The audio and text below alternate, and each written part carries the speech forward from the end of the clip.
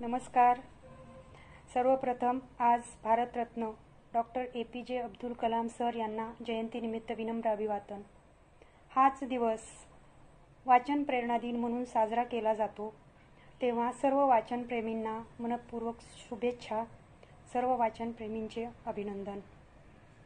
आज पुन्हा एकदा लेट्स रीड इंडिया फाउंडेशन आपल्यासाठी ट्विटरवर अभिवाचन हा उपक्रम घेऊन आलेले आहेत.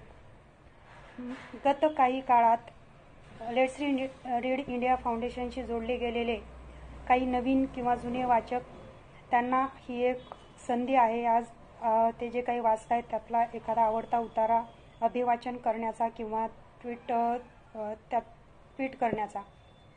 तर यासाठीच आज मी स्वामी विवेकानंद ग्रंथावलीमधील एक उतारा या ठिकाणी वाचणार आहे. लंडन येथे CCM क्लबमध्ये केलेले भाषण. विशेषाधिकार. संपूर्ण विश्वात दोन शक्ती कार्य करीत असलेल्या दिसून येतात. एक शक्ती सतत भेद निर्माण करीत राहते तर दुसरी सतत एकता उत्पन्न करीत असते. एक माणसामध्ये भेद वाढविते आणि दुसरी सगळ्या माणसांना एकत्र आणते व या सर्व विभिन्नतेतून एकत्व प्रकट करते.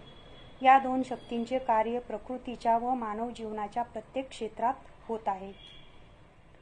भौतिक पातळीवर या दोन शक्ती पुढील प्रमाणे अगदी स्पष्टपणे कार्य करीत असलेल्या दिसून येतात. त्यापैकी एक शक्ती व्यक्तींना वेगळे करून त्यांच्यामध्ये अधिकाधिक भिन्नत्व निर्माण करते, तर दुसरी त्यांच्यात जाती व वर्ग उत्पन्न करून त्यांच्या बाह्य अभिव्यक्तींमधील व रूपांमधील साम्य प्रकट करते. हीच गोष्ट मानवाच्या समाज जीवनालाही लागू आहे. समाजाच्या प्रारंभापासूनच भेद निर्माण करणारी व एकीकरण करणारी अशा दोन शक्ती कार्य करीत आहेत.